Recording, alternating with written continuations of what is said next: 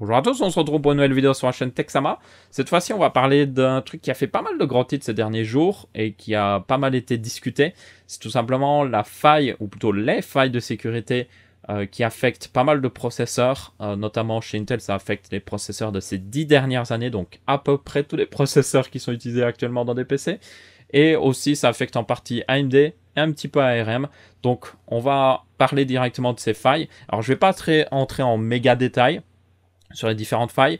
Il faut juste retenir que c'est des failles qui permettent à des programmes malicieux de tout simplement, depuis la mémoire, accéder à des zones normalement protégées par le kernel Windows, le kernel Linux ou autre chose de la mémoire, donc d'accéder à normalement des zones de mémoire protégées par le système, et du coup ça permet carrément à, pour ceux qui veulent le savoir, ça permet carrément à une machine virtuelle d'accéder à la mémoire du système au-dessus et de changer des choses, ou même de carrément regarder ce qui se passe dans la mémoire, notamment peut-être ce qui se passe dans une base de données qui serait chargée en mémoire. Donc c'est une faille très grave, surtout pour le domaine professionnel, parce qu'il y a énormément de serveurs qui sont dans ce cas-là, et du coup c'est extrêmement grave.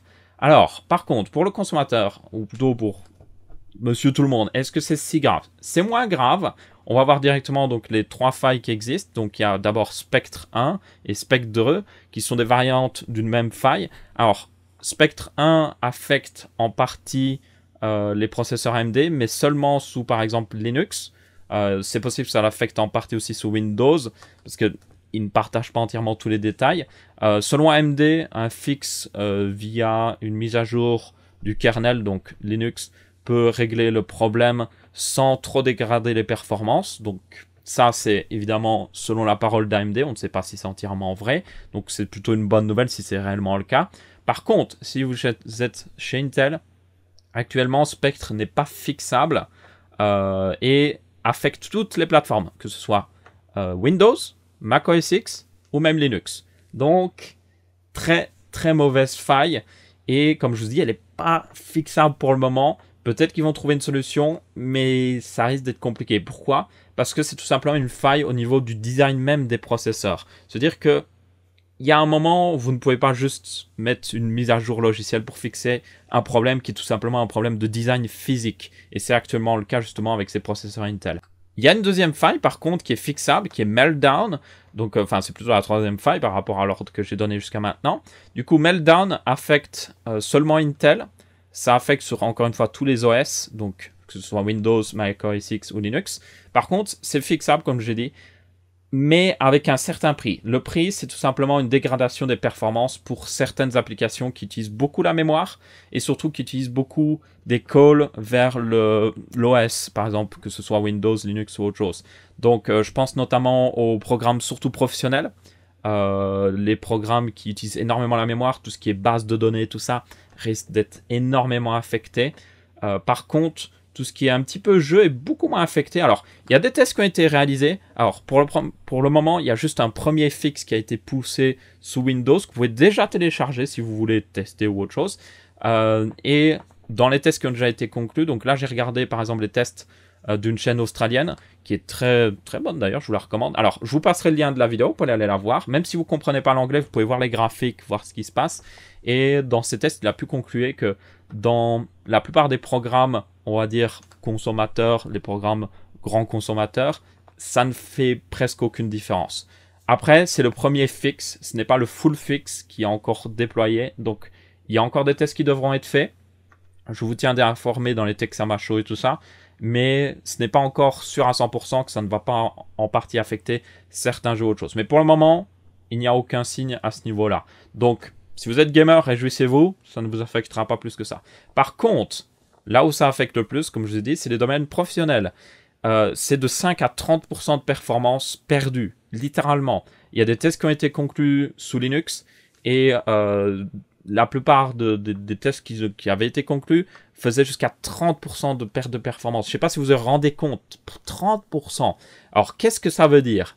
Ça veut dire tout simplement que la plupart des serveurs qui, justement, la plupart tournent sous des Xeon et tout ça, qui datent de ces 10 dernières années, vont avoir de gros problèmes.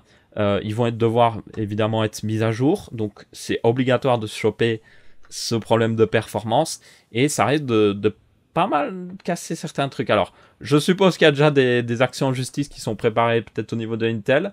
Pourquoi? Parce que tout simplement, Intel savait donc il savait pour la faille évidemment, et le CEO de Intel, donc le grand boss de Intel, a revendu pour 24 millions d'actions, voilà quelques mois, alors qu'il savait pour la faille. Comme par hasard, pour information, c'est totalement illégal, même aux États-Unis, de faire ce genre de choses. Vous n'avez pas le droit de prendre des actions sur sur vos actions en ayant des informations qui ne sont pas encore disponibles au public, que vous avez pu récupérer parce que vous êtes dans l'entreprise ou autre chose. C'est totalement illégal. Donc, il y a déjà des actions qui sont prises à ce niveau-là, mais aussi évidemment des personnes qui sont très mécontentes, surtout au niveau professionnel, de littéralement perdre aussi bien 30% de performance. Donc, si vous êtes dans ce cas-là, si vous êtes plutôt professionnel, je vous conseille de rechercher des tests spécifiques au programme que vous utilisez. Il y en a certainement qui sont en train d'être conclus maintenant par des personnes qui ont l'update en main et qui savent quoi tester. Si vous êtes sur AMD, vous avez beaucoup moins à vous inquiéter, même si peut-être que quelque chose comme ça va surfacer dans quelques temps, on ne sait pas. Mais pour le moment, il ne semble pas avoir de problème au niveau AMD.